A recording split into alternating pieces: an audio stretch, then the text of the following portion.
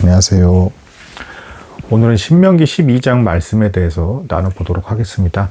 자, 이 신명기 12장 말씀에서부터 하나님께서 더욱더 이제 구체적으로 이러이러한 것들을 지키라 라고 하는 이제 요구를 더 이제 분명하게 드러내고 계십니다. 그러니까 이제 11장까지는 이제 주로 이 백성들이 왜 하나님을 사랑해야 되고 말씀을 항상 기억하면서 살아야 하는가에 대한 내용들이 이제 주 내용으로 담겨 있었다라고 볼 수가 있겠습니다.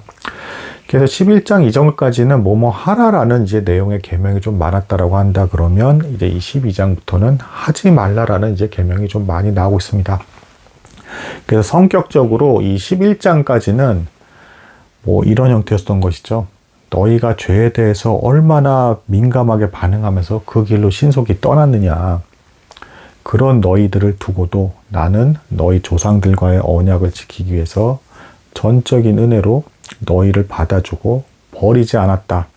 징계는 하였으나 약속대로 너희를 약속의 땅으로 인도해 가기 위해서 멸하지는 않았고, 그리고 모세의 그 두 돌판을 다시금 줬을 뿐 아니라 이제 예배할 수 있는 장소 레위인들을 통해서 그 성막을 허락하시고, 또한 지금 이 모세를 통해서도 그 입술의 말씀을 줘서 하나님의 말씀의 가르침을 받게 하고 있다. 너희는 계속해서 나를 반복적으로 떠났지만 나는 떠나지 않았고 너희를 먹이고 입혔다. 그런 이제 패역하고 목이 곧은 너희를 두고도 내가 이렇게 사랑을 베풀었다. 라면서 하나님의 사랑에 대한 어떤 놀라운 감동의 어떤 그 마음을 고양시키셨다라고 한다. 그러면 이제 이 12장에서부터는 하나님을 사랑하는 너희들아, 죄와 적극적으로 싸워라. 죄와 타협하지 말고 죄악된 곳에서 멀어져서 경건하고 거룩한 삶을 지키며 나 하나님을 계속해서 사랑하라 라는 가르침을 주고 계시는 것입니다. 즉 이제 나를 사랑한다면 너희가, 그리고 그것에 대해서 너희 마음이 이제 감동하고 또한 그래야겠다라는 결심을 하게 됐다라고 한다 그러면 그것은 곧 죄와 싸우는 행동으로 연결돼서 표출이 돼야 된다라는 것입니다. 이것은 역시 오늘날 우리가 신약 성경까지도 보고 있는 우리 성도들이나 구약 시대의 이제 어떤 율법 밑에서 아래에 있는 성도들이나 기본적인 원리는 같다. 이게 어떻게 또 같게 연결이 되는지에 대해서 한번 오늘 하나씩 살펴보도록 하겠습니다. 자, 우선은 일단은 이 12장에서 우상 숭배를 하지 말라라는 이 핵심 가르침을 하나님께서 가장 먼저 주고 계십니다. 10계명의 시작도 결국은 뭡니까? 한 분 하나님만이 유일한 하나님이시고 그 하나님을 하나님께서 정하신 방식대로 예배해라라는 게 10계명의 1, 2계명의 핵심입니다. 근데 이제 그 가르침이 조금 더 확장이 돼서 어떻게 지켜야 되는지에 대한 내용이 나온 것이 12장입니다. 그리고 이것이 곧 이제 죄된 환경에서 저항을 하고 부패하는 길에서 멀어지는 길이기도 합니다. 자, 이것을 알고 깨달으셔야 되고 여러분들 안에도 실제로 그런 것이 있어야 됩니다. 하나님을 사랑한다는 것은 곧 죄를 미워한다는 것과 같습니다. 왜냐하면 하나님은 죄를 지극히 싫어하시고 거룩한 하나님이시기 때문에 그렇습니다. 이 죄 때문에 또한 우리와 하나님과의 관계가 망가지게 되어서 이 땅에서 고통을 받고 우리가 죽음을 경험하게 되는 이제 그런 상태에 놓이게 되었습니다. 하나님께서 죄를 너무도 혐오하시기 때문에 하나님을 사랑하게 된 우리는 당연히 죄를 미워하는 그런 마음이 항상 같이 있어야 됩니다. 뭐 행위적으로 다시금 뭐 반복된 습관이나 이런 것들에 있어서 잘못을 하게 되고 다시 회개하게 된다는 뭐 죄를 졌다 안 졌다라는 이런 것들을 행위적으로 단순하게 이렇게 따지기에 앞서서 근본적으로 내 마음에 하나님을 사랑하는 것이 이유가 돼서 죄를 혐오하는 마음이 있는가, 이것을 먼저 따져보시는 것이 중요합니다. 죄를 미워하는 마음이 성령이 거하시는 성도에게는 자리 잡을 수밖에 없기 때문에 그렇습니다. 이것은 구약시대 성도들에게 있어서도 마찬가지입니다. 모세가 기록해 놓은 이 율법의 말씀을 잘 살펴본다 그러면 죄가 곧 하나님과 우리 사이를 갈라놓고 또한 이렇게 나아가는 이 절차에서도 이 복잡한 율법 절차에 의해서 힘들게 나아갈 수밖에 없게 된 이 상황 자체가 죄로 인해서 말미암았다라는 것을 깨달을 수가 있습니다. 그래서 구약시대의 성도나 오늘날의 신약시대 우리 성도들이나 하나님을 사랑한다라는 것은 분명히 반드시 죄를 미워하는 마음과 동반되게 돼 있다라는 것입니다.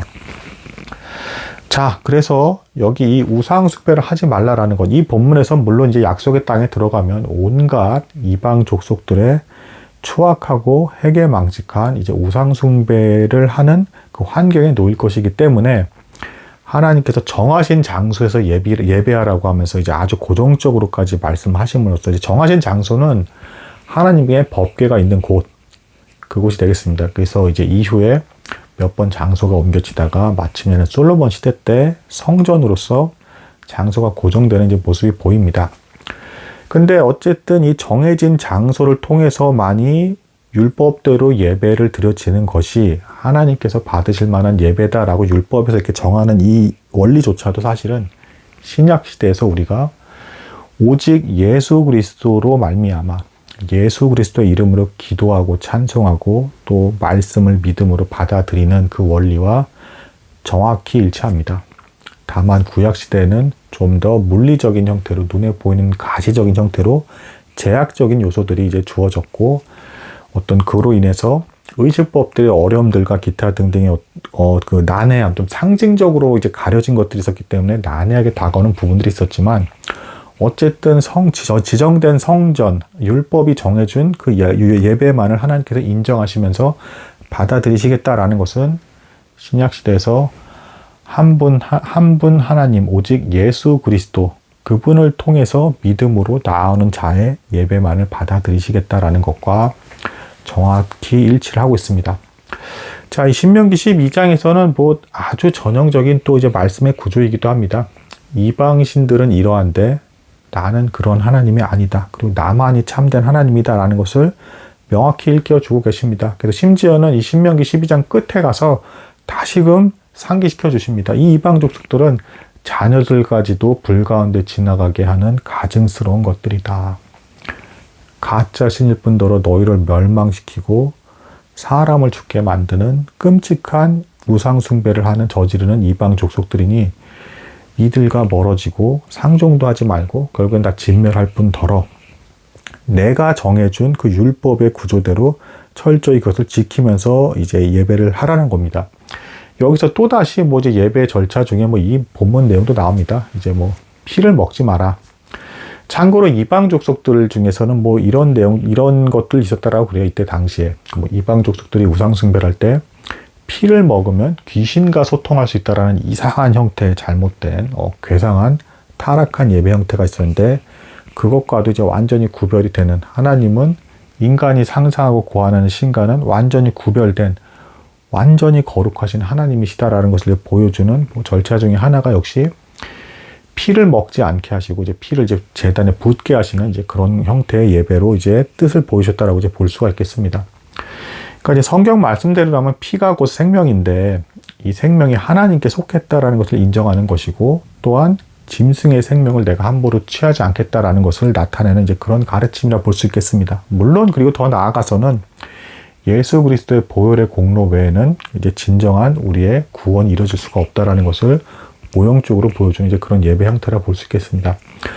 아무튼 구약 시대의 성도들은 이 여러 가지 상징과 이 율법 절차가 나타내는 바를 다 온전히 깨달을 수는 없었겠지만 하나님께서 정해주신 형태의 예배, 이것만이 하나님께서 인정하고 받아들이시겠다라고 하셨기 때문에 그렇게 예배를 드려야 됐고 이로 인해서 우상숭배의 범죄에서 멀어지는, 그래서 거룩하게 구별되는 백성으로 해서 삶을 살아갈 수 있는 길이 마련되었다라는 것입니다.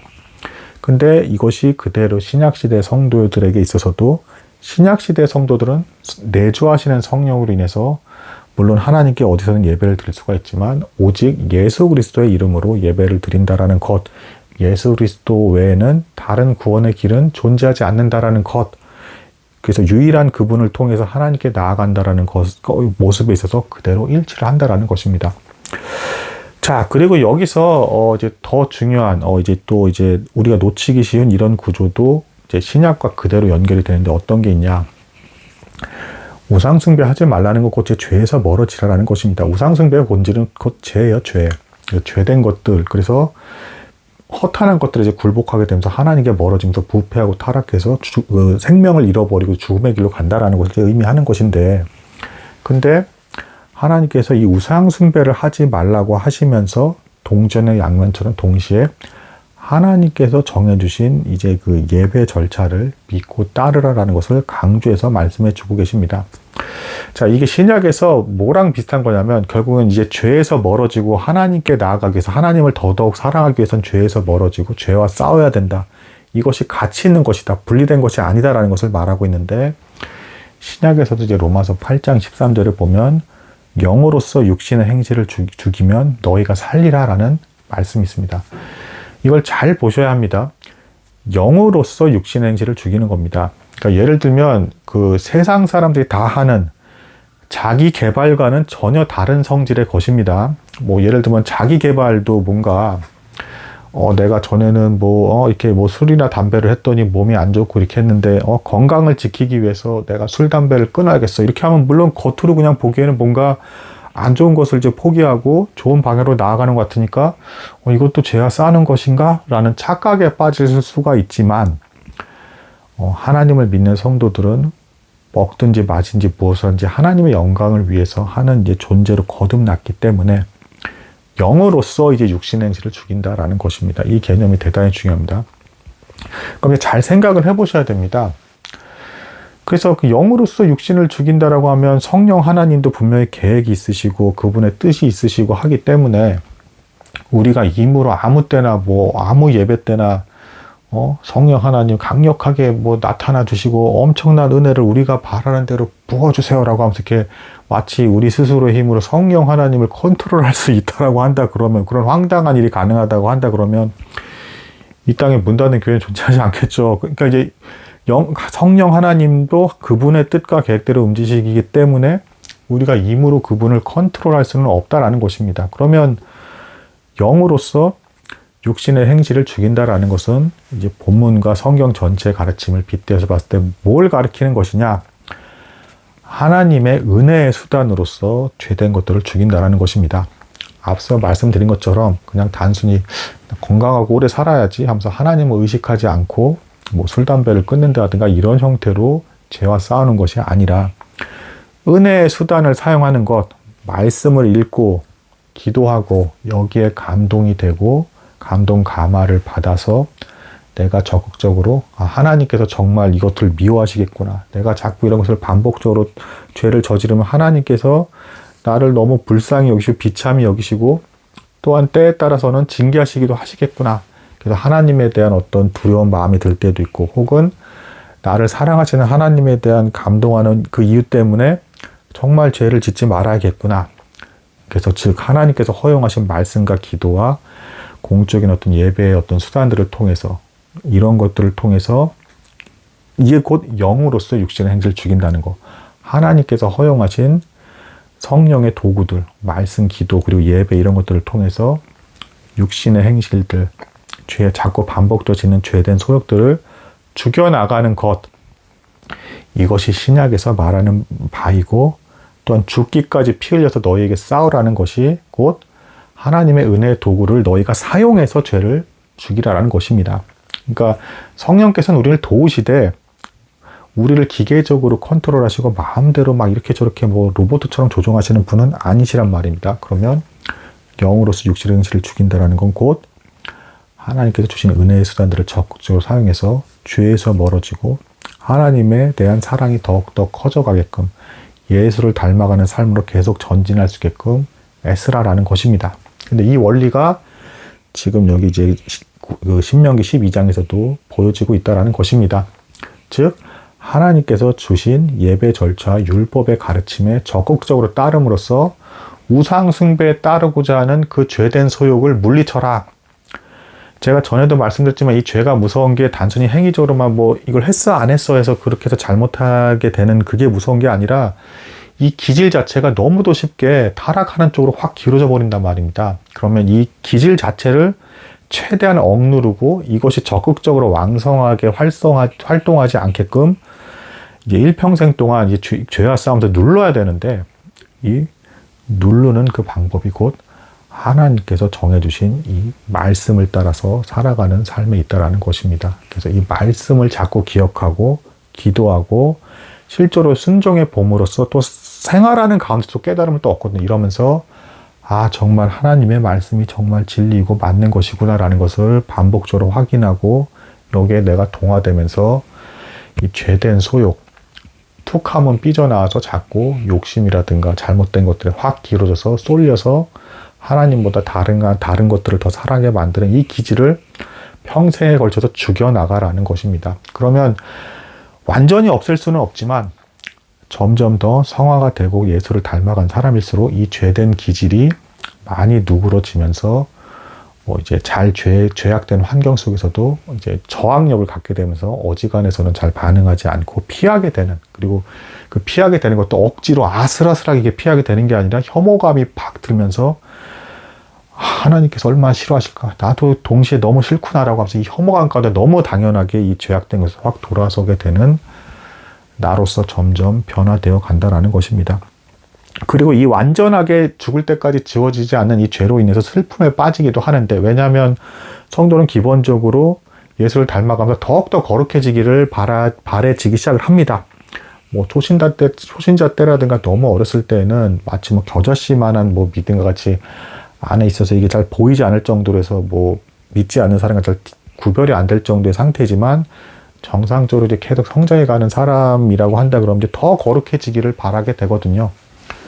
그러면 죄를 동시에 혐오하게 되면서 이게 완전히 없어졌으면 좋겠다라고 하면서 천국을 막 사모하게 되는데, 안타깝지만 이 죄에 대한 소욕이 완전히 없어지는 순간은 믿는 성도조차도 한번 육신의 죽음을 경험하고 나야, 그래서 그리고 이 죽은 몸이 새롭게 부활해서 재결합이 해결되고 나서야 죄된 기질과 이제 본성이 완전히 사라지게 된다. 그 이전까지는 하나님의 말씀과 기도를 자꾸 기억하고 하나님께 감사하는 마음을 품으면서 살아가는 시간을 늘리고, 그렇게 함으로써 죄된 소욕을 죽여나가는 것이다. 직접적으로 갑자기 하나님을 의식하지 않은 채 이제 더 열심히 뭔가 이만큼 하면 다이어트해서 살이 이만큼 빠지겠지. 이렇게 하면 또 담배와 술이 계속 하겠지 하면서 내 개인적인 차원에서만 막 수련하듯이 뭔가 이득을 얻기 위해서 이렇게 좀 더 일을 하고 덜 늘면 돈을 더 벌겠지 등등 이런 것들의 시도들은 영으로서 육체를 행실을 죽인다 하고, 이 구약에서 말하는 바대로 율법을 따름으로써 죄악된 것에서 멀어진다라는 그 하나님께서 정해주신 죄와 싸우는 방식과는 무관한 방식이다. 우리 성도들은 하나님께서 주신 은혜의 수단을 적극적으로 사용해서 죄와 멀어지고, 죄와 멀어지는 만큼 예수 그리스도와 가까워질 수 있다. 하나님을 사랑한다라는 것은 곧 죄를 혐오하게 된다는 것과 같은 것이다. 이게 분리될 수가 없다. 라는 것, 이 원리 안에서 이 가르침이 주어지고 있는 것이 신명기 12장이라고 볼 수가 있겠습니다. 그래서 하나님께서 우상 숭배를 하지 말라면서 동시에 내가 정해준 율법대로 예배를 드리라라고 하는, 말씀에 순종하는 예배를 드리자, 내가 정한 방법대로 예배를 드리라는 것을 요구하고 계시는 것입니다.